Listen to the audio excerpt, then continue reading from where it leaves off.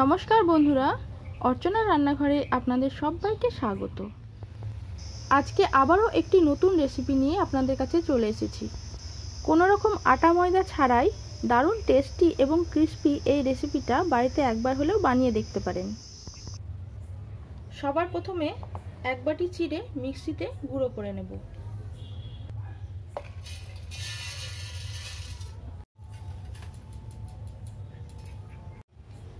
এরপর একটা মিডিয়াম সাইজের আলু পেস্ট করে নেব। এবার আলুর পেস্টটা চিড়ের মধ্যে দিয়ে দেব। এবার এর মধ্যে দিয়ে দেব স্বাদ অনুযায়ী নুন, সামান্য কালো জিরে আর কিছুটা ধনেপাতা। আপনারা এখানে ধনেপাতার জায়গায় পুদিনা পাতাও ব্যবহার করতে পারেন। এবার এই মিশ্রণটাকে মেখে নেব খুব ভালোভাবে। দেখুন এর মধ্যে কিন্তু আর এক্সট্রা কোনো জল দিইনি, এইভাবেই মেখে নিতে হবে।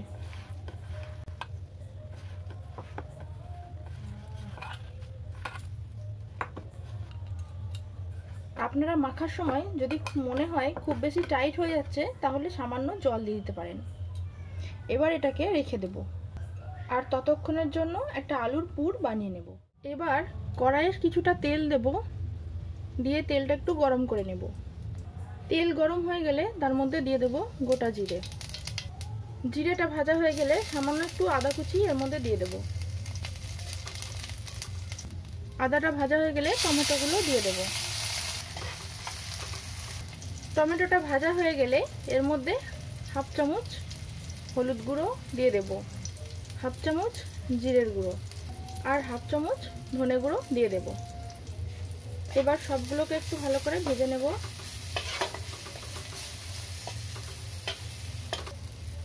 এটা ভাজা হয়ে গেলে সেদ্ধ করা আলুগুলো এর মধ্যে দিয়ে দেব।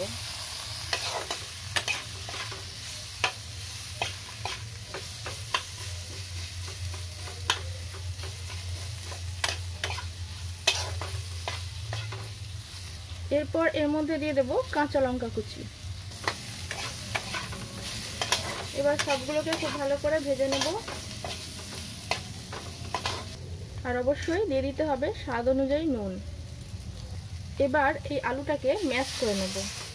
আপনারা চাইলে আলুটা ম্যাশ করেও করতে পারেন।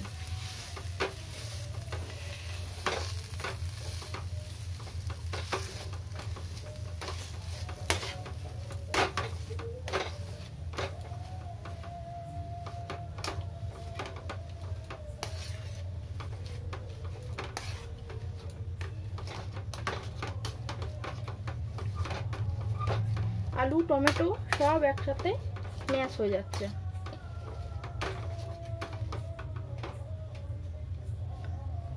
এবার সবার শেষে দিয়ে দেব ধনেপাতা কুচি। এবার একটুখানি নেড়ে চেড়ে এটাকে নামিয়ে নেব, দিয়ে ঠান্ডা করে নেব।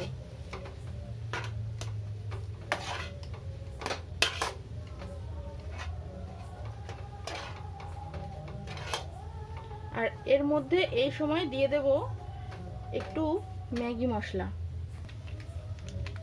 তাহলে এর স্বাদ এবং গন্ধ দুটোই খুব ভালো আসবে। আপনাদের কাছে যদি কোনো নুডলস মশলা থেকে থাকে সেটাও দিতে পারেন।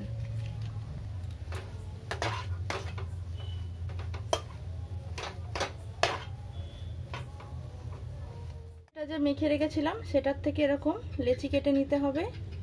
তারপর এটা উল্টিয়ে একটা লুচির শেপে করে নিতে হবে। এটা কিন্তু আপনারা বেলেও করতে পারেন। এবার আগের থেকে যে আলুর পুরটা করে রেখেছিলাম সেটা এর মধ্যেখানে দিয়ে এটাকে মুড়ে নিতে হবে।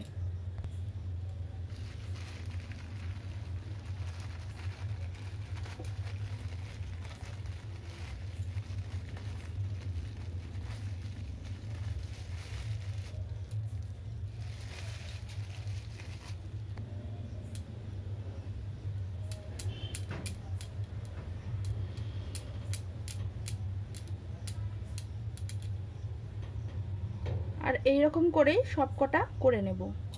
সবকটা রেডি হয়ে গেছে। এবার এগুলোকে ভেজে নেব। আর ভাজবার জন্য আমি আগের থেকেই কড়াইয়ে তেল গরম করতে দিয়ে রেখেছিলাম। তেলটা গরম হয়ে গেছে। এবার আমি এগুলো একটা একটা করে ছেড়ে দেব। আর ভাজবার সময় অবশ্যই খেয়াল রাখতে হবে গ্যাসের ফ্লেমটা যেন লো টু মিডিয়াম আঁচে থাকে।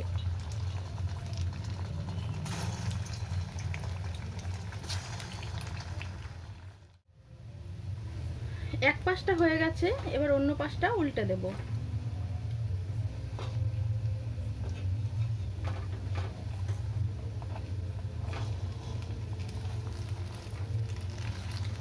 আর এইভাবেই উল্টে পাল্টে লাল লাল করে সব কটা ভেজে নেব।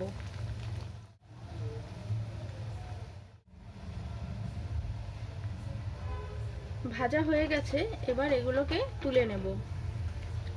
দেখুন কত সুন্দর ভাজা হয়েছে। এগুলো যত সুন্দর দেখতে লাগছে খেতেও কিন্তু ততটাই টেস্টি হবে। বাকিগুলোও একইভাবে ভেজে নেব।